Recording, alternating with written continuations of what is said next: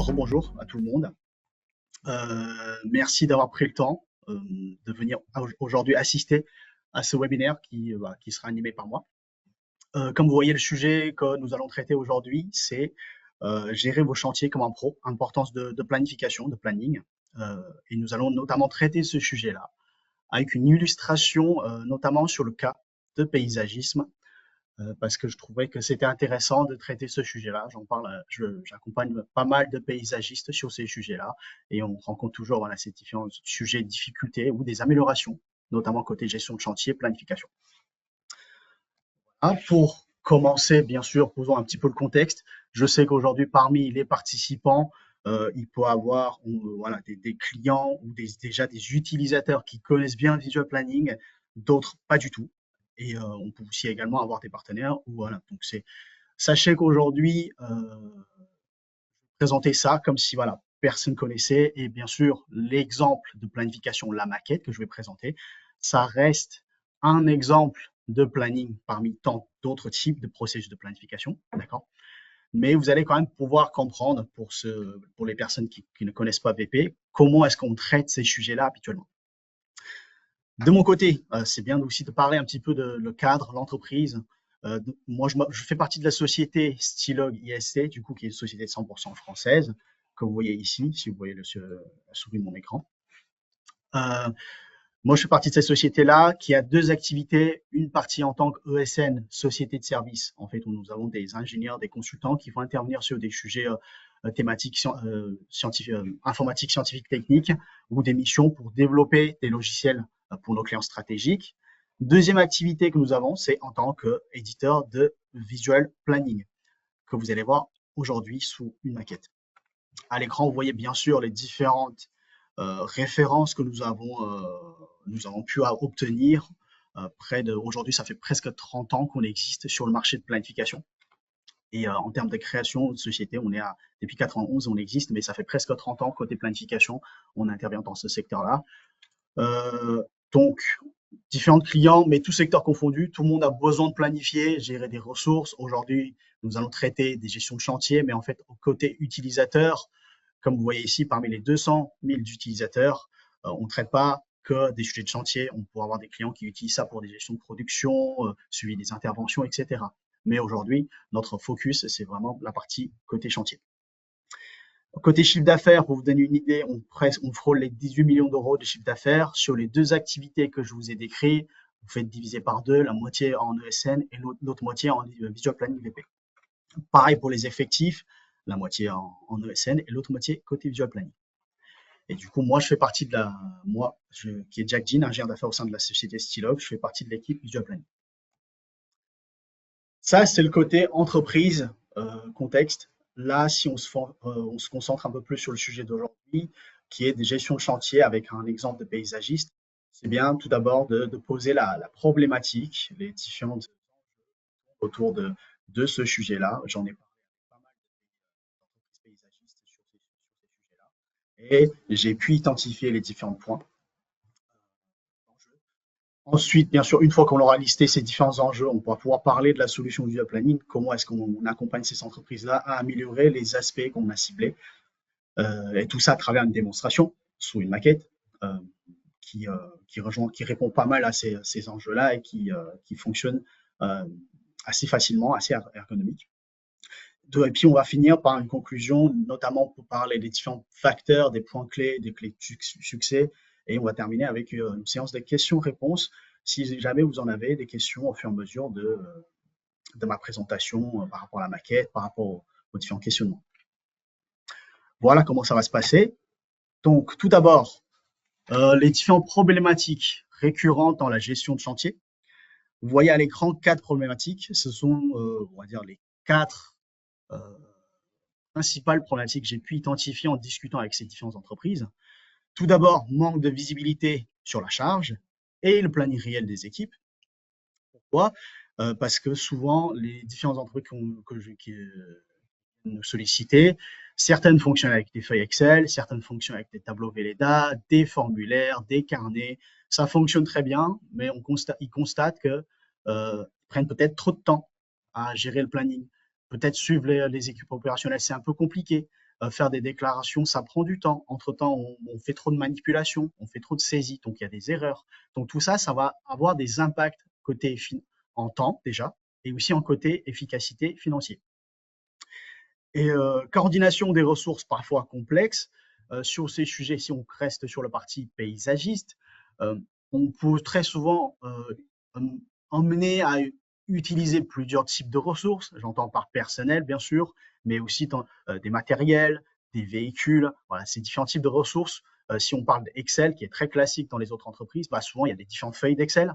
Donc le conducteur de travaux ou le gérant ou le responsable planning passe beaucoup de temps à switch d'une feuille Excel à une autre, vérifier des cohérences, etc. pour faire les coordinations des ressources. Donc ça prend du temps et ça fait des erreurs également. Troisième point, donc la gestion des aléas, qui dit métier de paysagiste, ou peut-être d'autres, hein, il faut en prendre compte, les différents types de météo, et aussi des alertes, des imprévus qu'on pourrait avoir sur les chantiers. Et du coup, on parvient très souvent à décaler le planning, décaler ce qui a été prévu. Mais à ce moment-là, en cas de décalage, il est difficile de savoir en fait quels sont les impacts sur les autres affaires. Peut-être si jamais je décale d'une journée, la personne que j'avais affectée initialement n'est plus disponible. Toutes ces choses-là, ça prenait du temps et des fois, c'est des erreurs. On se rend compte malheureusement une fois qu'on est sur le terrain. Et ça peut créer des impacts financiers. Et si jamais on pouvait avoir un outil justement qui permet de venir anticiper tout ça, du moment que je décale, je sais déjà qu'il y a une incohérence, ça peut déjà limiter ce genre d'impact. Et enfin, la communication sur le terrain, bureau, c'est plus fluide, c'est-à-dire il y a une difficulté à communiquer entre les personnes qui planifient le planning au niveau du bureau et bien sûr les équipes terrain, les équipes chantier qui vont voir les affectations et qui vont effectuer les missions. Très souvent, si jamais, voilà, l'exemple que j'ai, c'est certaines entreprises fonctionnent avec des bons, des formulaires. Donc le matin, ils partent avec le bon. Il faut penser que l'équipe, le chef d'équipe, qui pense à la fin de la journée de déclarer, écrit en papier. Peut-être dans un temps, il oublie. Voilà, c'est des choses finalement qui sont à améliorer. Avec toutes ces différentes problématiques, on peut se poser des questions. Enfin, finalement, comment est-ce qu'il faut qu'on fasse pour améliorer ces différents aspects? Bah, du coup, comment est-ce qu'on peut planifier finalement rapidement les différentes tâches au niveau des différents chantiers qu'on pourrait avoir, les activités? Et quand on va faire des affectations, comment est-ce qu'on va pouvoir affecter de manière optimale sur les différentes ressources? On parle de personnel, matériel, véhicule. Comment est-ce qu'on va pouvoir mélanger tout ça et de faire des affectations rapidement? C'est la bonne question à se poser. Et aussi, une fois qu'on aura fait le planning prévisionnel, qu'on fasse du court, moyen, long terme, c'est bien d'avoir une visibilité globale sur les activités et quand le planning est à jour. Voilà, ce sont les différents enjeux, enfin, ce sont les différentes questions qu'on pourra se poser sur ces sujets-là.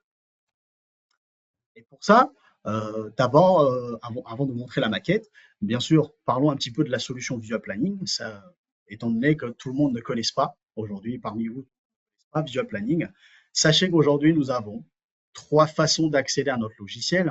Et vu que Visual Planning, aujourd'hui, globalement, pour vous dire simplement, c'est un outil qui est 100% paramétrable.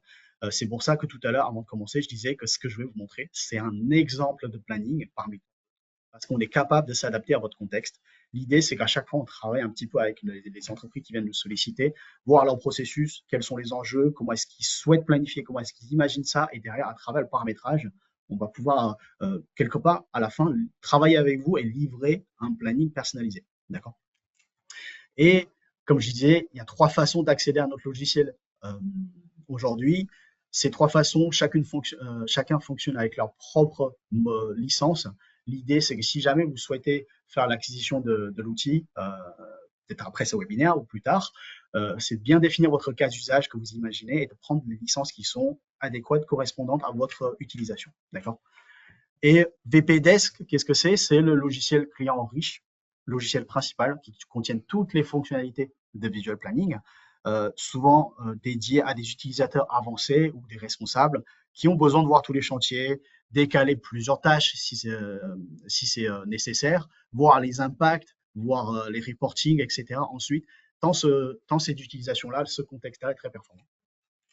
VP Portal, c'est un accès client léger, du coup accès web. Aujourd'hui, il y a une tendance de l'utilisation vers cette partie-là, mais en termes de fonctionnalité, c'est un peu moins poussé que le VP Desk. Le VP Desk fonctionne principalement sur les ordinateurs, mais le portal, tant qu'on a un accès à un navigateur Internet, on pourrait accéder au planning. Mais vu qu'on est dans ce contexte Internet, en termes de fonctionnalité, c'est un peu moins poussé. Mais l'équipe de développement aujourd'hui, au fur et à mesure des versions, on tend de plus en plus vers cette VP Portal. On parle notamment en interne de portalisation. Donc, au fur et à mesure des générations, il y aura de plus en plus de fonctionnalités. VPGo, du coup, l'application mobile, que j'ai à vous montrer aujourd'hui également, dédiée souvent à des équipes opérationnelles, terrain, notamment pour supprimer l'objectif très souvent, c'est de supprimer les bons, les papiers, et d'avoir cette application mobile pour voir les affectations et de faire des comptes rendus éventuellement sans passer par le bureau et on déclare la fin de journée, faire des pointages, etc. D'accord. Et les différentes caractéristiques du coup par rapport au visual planning, interface user-friendly. Pourquoi? Parce que finalement, on est 100% paramétrable.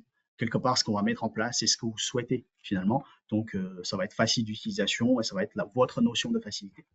Planning en temps réel, bah, du coup, quand on va déclarer, notamment tout à l'heure, quand je vais vous montrer l'exemple de déclarer des comptes rendus, etc., soit les fréquences rafraîchissement, ça se fait tous les 8 minutes, ou toutes les fréquences que j'aurais définies. Je peux aussi forcer la main pour que ça soit en temps réel. 100% personnalisable, ça revient un petit peu de ce que je viens de dire. Multi-device, je pense que vous avez compris avec les différents modes d'accès. Intégration API dans le sens où dans les logiciels de planification qui restent un des outils stratégiques pour une entreprise, oui, très souvent, on parvient à interfacer, communiquer avec d'autres logiciels commercial, comptabilité, etc. Donc, on peut communiquer avec ces logiciels-là. Et en termes de déploiement, aujourd'hui, nous avons différentes façons d'acquisition. Soit vous n'avez pas du tout tout ce qui est serveur, équipe informatique, etc. Dans ce cas-là, oui, vous pouvez héberger le logiciel chez nous en cloud.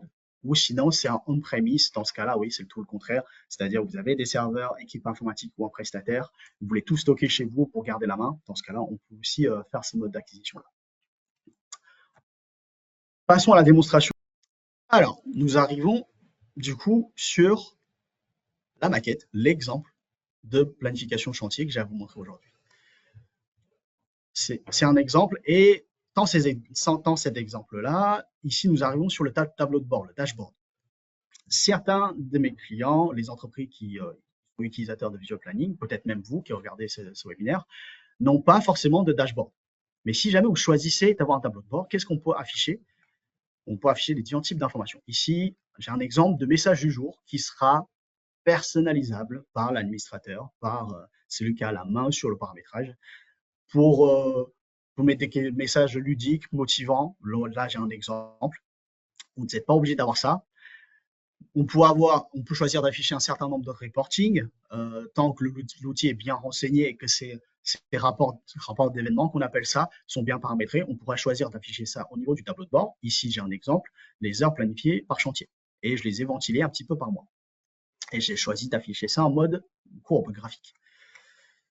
Au milieu, les trois onglets en milieu à gauche, ce sont ce qu'on appelle des raccourcis. En fait, chez Visual Planning, on va définir des différents affichages favoris qu'on appelle ça. C'est des différentes dispositions des onglets. On va définir pour planifier, gérer les ressources de manière qu'on souhaite. D'accord. Et ce sont des raccourcis pour aller directement sur ces pages. En bas à gauche, j'ai paramétré un onglet qui va compter le nombre d'absences du jour. Donc là, je sais qu'aujourd'hui, j'ai 3 absences. C'est un total contrôle qu'on appelle ça en interne. Et ici, j'ai compté le nombre d'absences. On peut aussi avoir peut-être compter le nombre de chantiers qui sont actifs, le nombre de missions en cours, etc. Tout dépend de ce que vous souhaitez. À travers le paramétrage, on pourrait le mettre en place. À droite, au niveau de ma souris, tâches prévues ce mois-ci, ce qu'on appelle une liste d'événements. Ici, j'ai voulu afficher les tâches qui sont prévues, en statut prévu, uniquement de ce mois-ci, avec les différentes entreprises. Et j'ai choisi d'afficher ce mois-ci, mais ça peut être cette semaine, aujourd'hui, cette année, tout dépend de ce que vous souhaitez mettre. Et vu que l'exemple traite le sujet de paysagiste, j'ai besoin de savoir les météos. Ici, j'ai affiché 4 météos des villes où je vais très souvent, dans mon exemple, intervenir. Donc, pour avancer plus loin, on va aller dans planification chantier. Suivez le curseur de ma souris, donc ça peut avoir un petit décalage. Je vais aller suivre le curseur de ma souris et vous allez pouvoir comprendre. Tâches, chantier, personnel, absence, jalon. Chez Visual Planning, nous appelons ça des vues. Vous constatez en fait tout de suite, il y a des différents types de vues. Ici, j'ai une vue que j'ai nommée ça chantier, avec un aspect temporel, du coup sur une semaine, avec une grille égale une demi-journée. En fait, une ligne égale un chantier, une affaire, un projet, tout dépend comment je vais appeler ça. J'ai choisi d'afficher des informations qui me sont nécessaires, c'est-à-dire le client, le nom de chantier, date de livraison prévue, mais je peux aller beaucoup plus loin en termes d'infos. Mais l'idée, c'est pas de trop afficher d'informations ici. En bas, du coup, ça c'est une vue planning. En bas, c'est la même chose, c'est le même type de vue, planning, mais côté personnel. Une ligne égale une personne. J'ai choisi d'afficher un certain nombre d'informations et je les ai triées, ces personnes, par interne, donc les équipes qui font partie de mon entreprise, les génériques pour pouvoir anticiper les charges, et si jamais je travaille avec des partenaires, des sous-traitants, je peux aussi les classer en externe et j'ai uniquement affiché le nom des entreprises. À droite, les tâches, absences et jalons, ce sont ce qu'on appelle des vues ressources cette fois-ci. Considérez ça comme des bibliothèques de tâches ou des absences. Les administrateurs, les personnes qui ont le droit d'ajouter les tâches, ils peuvent en ajouter en cliquant sur le bouton bleu qui est ici pour ajouter des tâches, les catégoriser s'il faut. Par la suite, on va pouvoir faire du glisser-déposer en 2-3 clics pour pouvoir affecter des tâches sur des chantiers qu'on va créer. Pareil pour les absences et pareil pour les jalons. Comment est-ce que du coup on va créer un chantier? Alors, bien sûr, ici, dans cette démonstration, je n'ai pas de communication avec d'autres logiciels commerciaux ou d'autres outils où vous avez peut-être des informations chantier. Donc, tout va être créé à la main. Mais sachez que dans d'autres entreprises que nous accompagnons, il y a des interfaces. Dans ce cas-là, tous les chantiers, on va les récupérer directement. Donc là, pour créer un chantier, clic droite au niveau de la gauche. Je fais le bouton plus. Un éditeur qui est personnalisé va apparaître. Peut-être pour vous, dans votre structure, pour identifier un chantier, une affaire, vous avez besoin de beaucoup plus d'infos, ou à contrario, pas besoin autant d'infos. Dans ce cas-là, oui, on peut enlever des champs, comme on peut en ajouter. Ici, dans mon exemple, je dois donner un nom. C'est chantier webinaire. Facile. Voilà. Et le code, si jamais vous avez un code pour identifier un chantier, on peut dire webinaire 001. Je dois indiquer un client, soit je récupère d'une base de clients que j'aurais créé un autre logiciel, soit je peux l'enregistrer directement sur Visual Planning. Là, j'en ai 3. Je peux en ajouter un autre client si jamais j'ai signé avec un autre client. Là, on va pas prendre la tête, on va prendre le client 1. Dans mes informations chantier, j'ai choisi d'afficher un petit peu là un statut qui est optionnel. Ça me permet de venir trier un petit peu les différents dossiers en tant que planificateur. Peut-être j'ai pas besoin d'afficher tous les chantiers. Dans ce cas-là, je dis OK, bon bah je veux voir tous les chantiers en cours ou prévisionnels. Donc ça me permet d'épurer un petit peu la planification. Donc là, le chantier que je crée, c'est en prévisionnel. L'adresse chantier, pour aller plus vite, je vais mettre mon bureau à Nanterre. Voilà. Date de livraison, on pourrait très bien dire que ce chantier-là, j'ai choisi au plus tard le 30 avril. Certaines entreprises, au moment de création des chantiers, peut-être ils ont besoin d'avoir des informations budget. Ici, mon exemple, c'est en jours, mais on peut très bien l'indiquer en heures, en montant d'euros. Mais par contre, en montant d'euros, il faut qu'on sache aussi comment est-ce que vous calculez finalement les différents pour pouvoir comparer. Ici, dans mon exemple, c'est juste des indications. Si sur cette affaire-là, j'ai des choses à préciser pour les équipes, sur cette affaire-là, c'est ici que je vais mettre les commentaires. Exemple, les clés à récupérer à l'accueil. Une fois que j'aurai mis ces informations-là, les personnes qui vont voir le chantier vont pouvoir avoir ces informations-là. Si j'ai des devis de documents techniques et je veux tout centraliser sur la même fiche, je glisse, je dépose ici au pied joint. Ça me paraît correct, je valide. Et voilà, la ligne que je viens de créer, le chantier que je viens de créer a sa propre ligne. À partir de maintenant, on pourra planifier. Comment est-ce que je fais ça? Je disais tout à l'heure, il y avait des bibliothèques de tâches. Donc là, dans mon exemple, soit je peux choisir de phaser, préciser à chaque fois les tâches, ou alors je dis juste, je vais créer une tâche qui s'appellera travaux ou préparation, et je ne veux pas savoir les détails. Dans mon exemple aujourd'hui, je vais phaser, préciser. Donc on va dire, c'est un chantier où on commence par une petite préparation, le lundi 7 avril. Donc là, je glisse, je dépose. Je glisse, je dépose sur la lundi 7 avril et ça me crée automatiquement un événement pour une journée. Ce comportement, on peut le modifier à travers le paramétrage et je peux bien sûr venir adapter la durée, soit en prenant l'extrémité et lâcher, tirer, soit je vais pouvoir double-cliquer l'événement qui vient de se créer, un éditeur personnalisé va nouveau apparaître, j'ai choisi d'afficher toutes ces différentes informations, je peux venir également modifier la durée ici.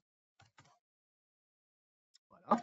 Donc là, j'ai besoin de phaser tout ça. Supposons après la préparation, j'ai peut-être besoin de démolir quelque chose.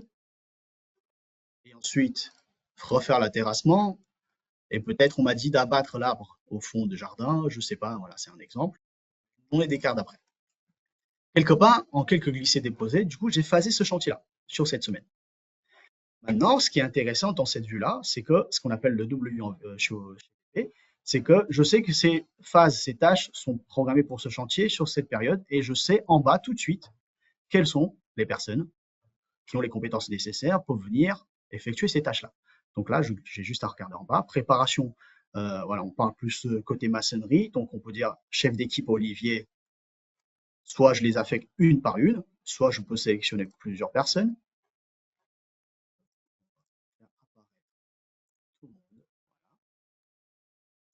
Une par une. Soit je peux sélectionner plusieurs personnes directement en même temps, si c'est la même équipe, directement sur la tâche. Et là, vous voyez du coup à l'œil nu que j'ai affecté cette fois-ci les personnes en glisser-déposer. Sans que je fasse quoi que ce soit de supplémentaire, au niveau du planning des personnes, eh bien, on va voir qu'ils sont affectés sur chantier webinaire en tâche préparation. Si jamais vous voyez que ici, en termes de vue, c'est assez limité, vous avez juste à double-cliquer en intitulé ici pour agrandir la fenêtre. Le planning de toute l'équipe. Une fois que vous cliquez à nouveau ici, ça va revenir sur la page d'avant. Là, j'ai affecté des ressources RH, des équipes. Maintenant, comment est-ce que j'affecte les véhicules? J'aurais pu très bien faire le choix de venir mettre un onglet vue ressources véhicules. Mais on a une autre façon d'affecter. Supposons que sur la démolition, ils ont besoin d'un véhicule, clic droit, affecter. Je récupère la base de données véhicule matériel. Et là, ça va me proposer ce que j'ai dans mon parc. Donc, supposons que l'équipe a besoin d'une Kangoo pour y aller. Et je clique. Kangoo, du coup, est affecté pour cette opération-là. Moi, en tant que planificateur, je le vois. Et j'ai fait ça en 2-3 clics. Pas besoin de passer de feuille Excel en feuille Excel. Tout est centralisé. Et si je reviens sur l'éditeur de l'événement, tout à l'heure, ici, au niveau des ressources personnelles, il n'y avait personne. Cette fois-ci, je vais voir que j'ai affecté une équipe. Et puis après, en dessous, pareil, j'ai affecté la Kangoo. Donc là, dans la fiche personnelle, j'ai tout centralisé. Et si jamais, par rapport à cette démolition, il faut préciser des choses, démolition, mur gauche, je mets donc ça, les équipes peuvent le voir.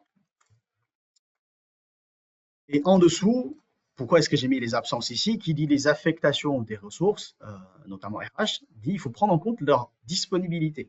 C'est ici que je vais pouvoir glisser, déposer les différentes absences. C'est là qu'on va tout centraliser au lieu de gérer ça. Notre feuille Excel à part, on va dire bon bah qui est en récup, qui m'a dit qu'il était malade, j'ai juste à faire du glisser, déposer. Et supposons que le planning, au bout d'un moment, ça se remplisse et que par erreur d'inattention, vous voulez affecter quelqu'un qui est déjà en congé ou absent, eh bien, vous pouvez avoir une sorte d'alerte que j'ai paramétrée. Attention, cette personne est affectée sur un autre chantier ou absente sur cette période. Vous constatez tout de suite qu'il y a des différents choix. Je peux quand même forcer la main. Je prends notamment exemple de congé. Peut-être si c'est une affaire hyper urgente pour un client, vous pouvez peut-être forcer la main, en discuter avec votre collaborateur. Quand je force la main, il y a une confrontation. Je peux choisir un logo pour voir bien la confrontation. Ici, quand j'ai une confrontation, le côté sur la personne, il y a un doublon, je vois une petite flèche tout à gauche, je vais pouvoir déplier pour voir les confrontations et c'est à moi d'arbitrer. Donc là, je discute avec Étienne, est-ce que tu peux prendre ta récup le jour d'après? Il m'a dit oui, j'ai juste à glisser ça, je décale, en 2-3 clics, j'ai arbitré. et j'ai limité les erreurs qui peuvent coûter cher, parfois des impacts financiers ou, euh, des impacts bien plus importants. Et tout en bas, j'ai une jauge qui s'appelle charge disponible. Ici, au fur et à mesure que j'affecte des missions sur les différents jours, là, une journée, un jauge égale une demi-journée, l'échelle que j'ai donnée. Au fur et à mesure, ça se remplit avec les missions que je donne. Là, si je pose ma petite souris dessus, je vois écrit valeur 5 en petite bulle, objectif 11. Valeur 5, ça veut dire j'ai actuellement 5 personnes qui sont affectées sur les différentes missions. 1, 2, 3, 4, 5. Et valeur 11, vu que là, la charge disponible, je les ai calculées uniquement sur les personnes en interne, et ben j'ai 11 personnes en tout. Et j'aurais en effet pu aller plus loin en termes de paramétrage, même prendre en considération les absences également. Dans ce cas-là, je vais pouvoir faire une jauge de charge vs capacité.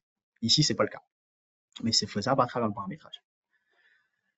Ça, ce sont les phasages, les affectations des ressources, mais dans ces sujets des gestions de chantier ou aussi paysagistes, c'est avant de pouvoir effectuer certaines missions, pendant les phases de préparation, ils vont pouvoir acheter certaines fournitures, faire des achats pour pouvoir commencer les travaux. Donc là, je considère ça comme un jalon, dans mon exemple. Je glisse et je dépose pendant la préparation.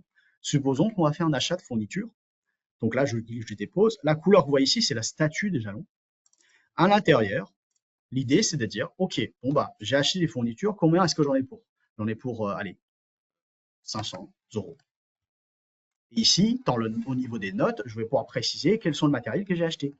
Je n'ai pas forcément les matériels consommables, achat de palettes de ciment, supposons, allez, pour 500 €.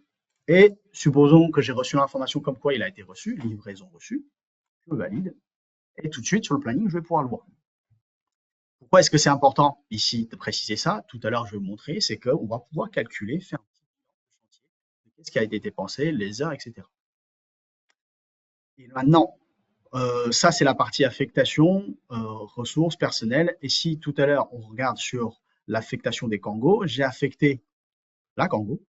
Si jamais vous souhaitez gérer également ces différents parcs véhicules, les indisponibilités qui vont avec, je peux également dédier une page pour les indisponibilités des véhicules. Cette fois-ci, si je reviens, eh bien, regardez, une ligne cette fois-ci égale un chantier, un véhicule. J'ai fusionné le véhicule et le matériel en même temps, mais on peut très bien les dissocier dans des dimensions, dans les ressources différentes. Sans que je fasse quoi que ce soit, c'est la manipulation que j'ai fait tout à l'heure. La Kangoo, elle est sollicitée sur le chantier webinaire. Donc, je le sais tout de suite. Pas besoin, encore une fois, d'aller sur une autre feuille Excel. Et c'est également sur cette page-là, je vais pouvoir gérer les différentes indisponibilités de ces véhicules, de ces matériels. Supposons après cette opération-là, l'équipe m'a dit que bah, la Kangoo, elle roule pas très bien, la roue est décrevée. Du coup, il faut peut-être emmener ça au garage. Je glisse, je dépose une panne. Panne m'a dit, le garage m'a dit ça va prendre 2 jours. Je prends ça, je tire. C'est encore une histoire de quelques clics. Tout est centralisé. Et si jamais il y a un doublon en cas d'affectation pour des erreurs, je pourrais également avoir une alerte ce côté-là. Attention, véhicule indisponible ou en maintenance. Cette fois-ci, je ne force pas la main parce que c'est en panne, je fais non. Donc ça revient sur mon opération l'opération précédente. Voilà ce qu'on parle de centralisation. Une fois que j'ai fait les affectations, maintenant, ce que je vais faire, c'est de se mettre dans la peau de quelqu'un qui est opérationnel. Et c'est là que je vais vous montrer le côté VPGO.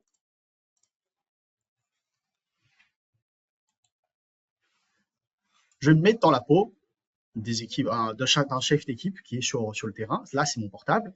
VPGO U, c'est notre application mobile. La démonstration, la maquette que je suis en train de vous montrer, c'est le premier chantier paysagiste. Sur mon téléphone, on propose je suis capable de mettre des empreintes digitales, donc j'ai cette fonctionnalité-là. Sinon, je vais pouvoir avoir mon identifiant, mon mot de passe. Et derrière ce mot de passe, je vais avoir un certain nombre de droits qui est associé avec ce que j'ai le droit de faire au niveau du planning. Cette fois-ci, du coup, nous arrivons sur la maquette. À nouveau, nous retrouvons un tableau de bord, mais cette fois-ci côté VPGO, l'application mobile. Vu que l'écran téléphone mobile est assez limité petit, donc c'est pas la même disposition. J'ai à nouveau retrouvé le nombre d'absences, j'ai moins de météo, mais voilà, j'ai choisi d'afficher que 2 villes. Mais ce qui nous intéresse, c'est surtout agenda chantier. Je vais aller à l'intérieur. L'équipe de développement, on choisit d'afficher ça plutôt sous format Outlook calendrier. parce que vous vous en doutez, qu'on ne peut pas mettre la version VPDesk sur un écran téléphone, c'est pas très performant. Donc là, format calendrier, je peux, à travers des filtres, sélectionner le chantier que je veux voir, avec différents filtres. Et là, j'ai choisi tout voir. Et si jamais on focus sur le 8 avril, je clique ici, 8 avril, et il y a différents encadrements sur les dates. Quand il y a des encadrements sur les dates, c'est qu'il y a des tâches à faire sur ce jour-là. Et en dessous, je vais avoir les tâches qui sont à faire ce jour-là. Et là, le 8, démolition, j'ai choisi d'afficher la tâche et le nom de chantier. Je peux afficher plus de choses, mais l'idée, c'est d'avoir quelque chose d'épuré ici. Si je veux avoir plus d'infos, j'ai juste à cliquer à l'intérieur. Qu'est-ce que j'ai choisi d'afficher ici dans l'éditeur personnalisable? La date de début, la date de fin, le chantier, le numéro que nous avons mis tout à l'heure, la tâche. J'ai le choix, vu que je suis connecté en tant qu'administrateur, mais j'ai le choix de modifier la tâche. Supposons que je n'ai pas le droit, dans ce cas-là, il n'y aura même pas cette flèche ici. Mais si on me donne le droit de, ce qui est intéressant, de modifier le statut de cette tâche-là, supposons que j'arrive à la fin de la journée, je vois cette affectation, je veux déclarer que on l'a fait, on valide en tant que chef d'équipe, on a mis combien d'heures de route? 1 heure de route. On a fait un petit compte rendu. Opération effectuée. Je peux, RAS peut-être, rien à signaler, voilà. Je peux choisir de prendre une photo à la fin de chantier et de l'uploader ici. Mais là, je peux également aussi voir les équipes, les personnes qui sont affectées, Olivier et Jack. Je peux choisir de déclarer leur temps réel. Ici, dans mon exemple, c'est saisir par les équipes, le chef d'équipe. Donc, on peut dire, bon, bah, finalement, on est arrivé ce jour-là, mais on est arrivé à 9h30. Et on est reparti à 16h30 parce qu'on a été efficace. Voilà, je valide. Jack, voilà, 9h30, j'avais dit. Et 16h30. Donc là, je fais le pointage de chaque personne. Je peux également, bien sûr, faire la même chose côté matériel.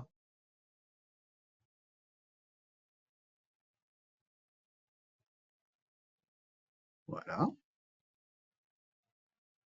Voir le matériel Kango que j'avais embarqué avec. Voilà, donc c'est là que je vais pouvoir tout centraliser. Les heures de route, il faut que je rentre. J'ai mal saisi. Ça me paraît correct. Je peux valider en bas à droite, ici. Donc là, j'ai remonté les informations aux équipes bureau sans passer par bureau. Et maintenant, nous allons revenir sur l'écran VPDesk. Si soit je force la main ici pour rafraîchir, soit peut-être les fréquences que j'ai définies va rafraîchir le planning. Donc là, je force la main. Regardez bien ici. Eh bien, la couleur elle a changé. Ici, la couleur, ça dépend des statuts de tâches. Donc là, je sais qu'il y a quelque chose qui a été apporté. Je vais venir à l'intérieur pour voir. Eh bien, statut de tâche, validation par le chef d'équipe. OK. Donc, et je vais voir que les heures de début réel fin, enfin, les heures réelles de début et de fin ont été déclarées 9h30, 16h30, etc. Ce que eux, ils voient pas, les équipes opérationnelles, comme moi, responsable, je le vois, la durée réelle de ces tâches-là. Pareil pour le matériel. Et j'ai une autre page qui s'appelle compte rendu, CR. Sans passer par le bureau, du coup, j'ai reçu le compte rendu effectué. J'aurais pu créer un champ signature pour que l'équipe puisse faire signer le client. Par contre, côté signature, petite précision, nous ne sommes pas une solution des signatures électroniques comme vous pouvez connaître côté compagnie d'assurance, etc., DocuSign, parce que ce n'est pas notre cœur de métier. On n'a pas de valeur juridique derrière cette fonctionnalité de signature. Mais on peut quand même prendre quelconque engagement du client. C'est toujours plus engageant. Si jamais j'avais pris les photos, l'équipe chantier, j'aurais pu afficher les photos ici, une voire plusieurs photos. Donc voici les différentes interactions. Une fois que ceci est fait, si je veux à la fin de chantier voir un bilan de tout ça, j'ai paramétré un onglet de statistiques. Qu'est-ce que j'y retrouve dans ces différentes statistiques? C'est que moi, responsable, je veux voir à la fin un bilan de chantier. Ici, j'ai choisi d'afficher un tableau qui va récapituler pour chaque chantier combien d'heures de main-d'œuvre j'ai reçu sur chantier. Par rapport, ils sont calculés sur les heures réelles qui sont déclarées par les chefs d'équipe, c'est ce que je vous ai montré tout à l'heure, les totales heures des véhicules matériels, et ça ventilé de mois en mois. Donc, je vais pouvoir avoir un bilan là-dessus et pour faire éventuellement voir si je suis en bénéfice ou pas. Et bien sûr, il ne faut pas oublier, pour faire le bilan de chantier, combien de fournitures, le montant de fournitures qui sont faits par chantier. Donc là, j'ai l'ensemble des informations. Je compte aussi, selon les absences qui sont demandées, qui sont glissées en planning, le nombre type d'absences, mais qui sont même divisées par type, par mois. Je peux même les ventiler un peu plus. Et suivi des heures de chaque personne, selon les mois. Donc là, ici, c'est ce mois-ci, et du coup, je vais voir les différentes heures effectuées par les personnes.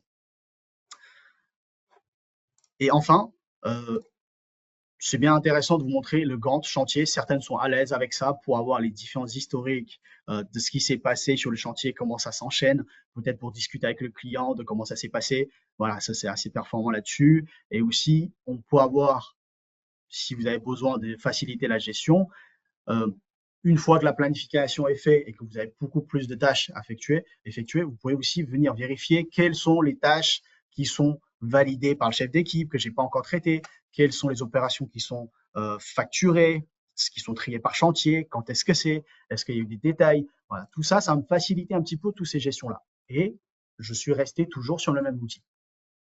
Ça, c'est la démonstration que j'avais prévu de montrer. Bien sûr, j'aurais pu montrer beaucoup plus de choses, mais aujourd'hui, par rapport à ce que j'ai pu discuter avec les entreprises paysagistes, ce sont ces facteurs-là qui reviennent très souvent. Si jamais vous souhaitez, bien sûr, poursuivre, pour creuser votre sujet, même pour améliorer vos plannings existants pour les utilisateurs qui sont voilà, il y a des bonnes pratiques aujourd'hui que j'observe et aussi des retours d'expérience que j'aimerais bien partager. Donc voilà les différents points de vigilance de facteurs de succès. Alors structurer le processus, les différentes entreprises qui viennent nous voir aujourd'hui,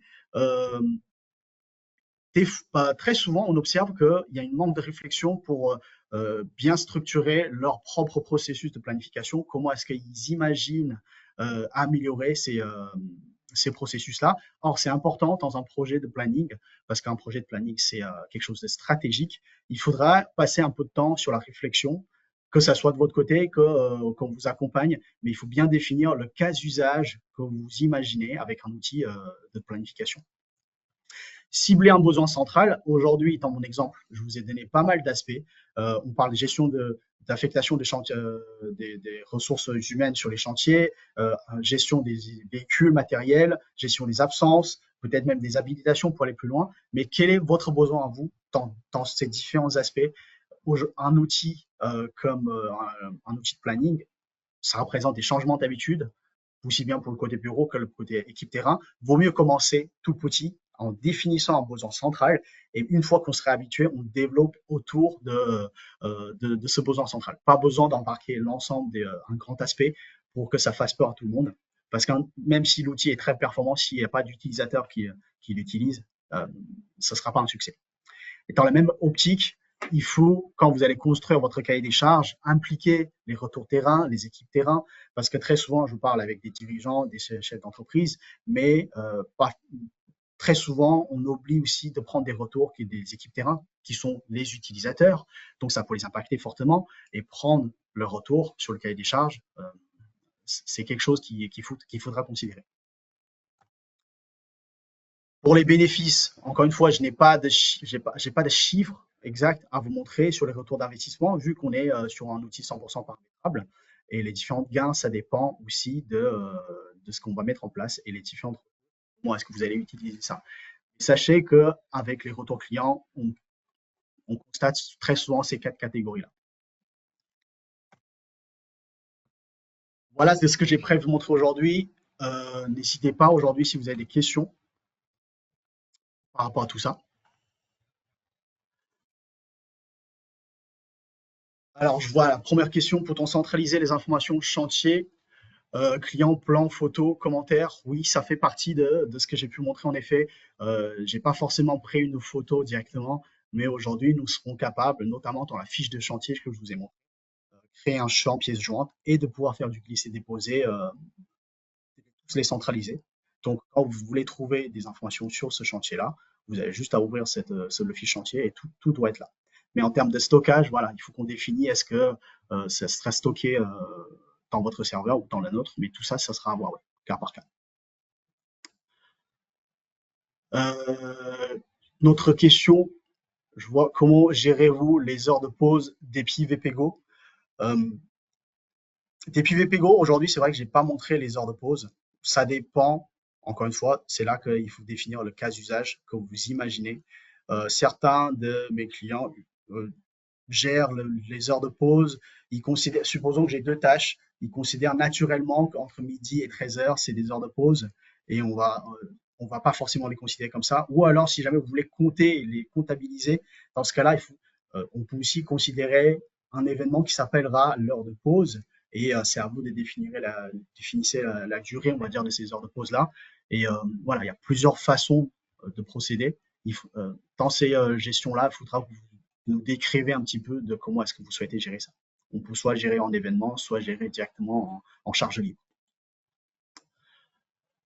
Euh, je vois, troisième question. Est-ce que je peux récupérer mes données actuelles, client, équipe, chantier, planning, etc. Oui, bien sûr. Euh, Par contre, à vérifier le format, le format de vos fichiers Excel. Euh, tout ce qui est récupération d'import, notamment avec le CSV Excel, c'est des systèmes de mapping. Il faut qu'on regarde aussi les différents champs que vous avez et avec le paramétrage qu'on aura mis en place. Et du moment que ces champs correspondent comme il faut, normalement, on va pouvoir les récupérer. Ce sont très souvent des sujets d'interface d'ailleurs. Okay. Euh, Comment accompagnez-vous les utilisateurs dans la prise en main au niveau de la formation? Au niveau de la formation, dans le projet de planification, il y a des parties cadrage projet, gestion de projet, d'accompagnement. Il y a aussi le paramétrage. Et côté formation, du coup, bien sûr, on va vous former sur, une fois que votre planning est prêt, on va vous accompagner sur comment est-ce que ça va être utilisable, côté administrateur, côté utilisateur, parce que c'est pas la même chose, comment est-ce que desk, Portal ou Epego. Voilà. Plus vous avez besoin d'accompagnement, plus ça va être discuté cas par cas. Une autre question, côté interactivé niveau équipe terrain, avec un chat interactif des dépôts de photos. Euh, Nous n'avons pas encore ce système aussi poussé sur cette partie-là. Faudra que j'en discute avec l'équipe développement sur ces aspects-là. Euh, mais aujourd'hui, nous avons un chat. À l'heure actuelle, il faut que je vois avec l'équipe développement comment est-ce que les photos sont prises en compte dans ces chats-là. Est-il possible de personnaliser les vues et les rapports pour les différents utilisateurs ou départements et services? Oui. Je vous ai montré aujourd'hui des différents types d'affichage. Euh, L'affichage planification des chantiers, l'affichage gestion des véhicules, le reporting. Et dans la même lignée, on pourra également paramétrer des différentes vues pour les différents services et on pourra les filtrer pour montrer euh, que les informations qui concerneraient cette personne-là. Donc, par exemple, moi, je suis gérant, peut-être j'ai pas besoin d'aller voir tout ce qui est planification chantier, mais par contre, la statistique est importante pour moi. Donc, moi, je peux avoir l'accès que aux statistiques, mais peut-être les statistiques que je vois, c'est pas les mêmes que les statistiques qu'un conducteur de travaux. Donc, on pourra personnaliser à travers le paramétrage tout ça. Alors, votre outil dispose-t-il d'interface avec d'autres ERP du marché? On, on est capable de s'interfacer avec tout type de logiciel, mais à chaque fois quand on va discuter des sujets d'interface, les démarches c'est les mêmes. Il faut qu'on vérifie la capacité à chaque logiciel de pouvoir sortir des fichiers ou de communiquer. Si oui, de quelle manière? Sachez qu'aujourd'hui, nous avons plusieurs façons de faire des interfaces, soit par des fonctionnalités natives d'import-export de fichiers Excel, CSV, comme j'en parlais tout à l'heure. Il faut qu'on regarde aussi les formats qui sont capables de sortir. D'accord? Et sinon, on peut très bien envisager un peu de développement pour avoir plus de temps de réactivité réelle par API, justement. Notre API, du coup, elle est documentée directement sur notre site, mais ça nécessite un peu de développement. Donc, les deux façons sont envisageables. Mais il faudra à chaque fois qu'on vérifie la capacité aux deux logiciels de communiquer. Quelles sont les échelles de temps au niveau de la planification? Aujourd'hui, dans ma maquette, je vous ai montré la planification à l'échelle demi-journée. Mais on pourra très bien entrer dans des heures, dans la journée, Ou sinon, on peut aller voir des visions macro peut-être à la semaine. Tout ça, c'est personnalisable et au niveau de la création, dans le cahier des charges, ce sont notamment des questions, soit vous les avez déjà précisées, soit c'est des questions qu'on va vous poser justement pour bien définir la structure de la planification. Alors, je vois Dominique, est-ce que je peux récupérer mes données actuelles? Bah ça, c'est la même question un peu comme tout à l'heure, oui. On- Si jamais vous avez des données existantes, oui, on pourra les récupérer sous réserve de vérifier le format des données, soit dans un logiciel, soit dans des feuilles Excel, en effet. Je pense que j'ai traité toutes les questions. Je vois que nous approchons de la fin également. Euh, En tout cas, si j'ai pas pu traiter vos questions, si vous avez d'autres questions d'ici là, n'hésitez pas à nous contacter, soit en faisant une demande sur le site internet, soit ou vous nous appelez sur le numéro qui est affiché. Et voilà, n'hésitez pas à nous solliciter. Puis voilà, pas que moi, mes collègues aussi vous pourront vous contacter pour vous accompagner sur ces sujets de planification. J'espère que vous avez apprécié. Je vous souhaite une bonne journée à tout le monde. Merci beaucoup.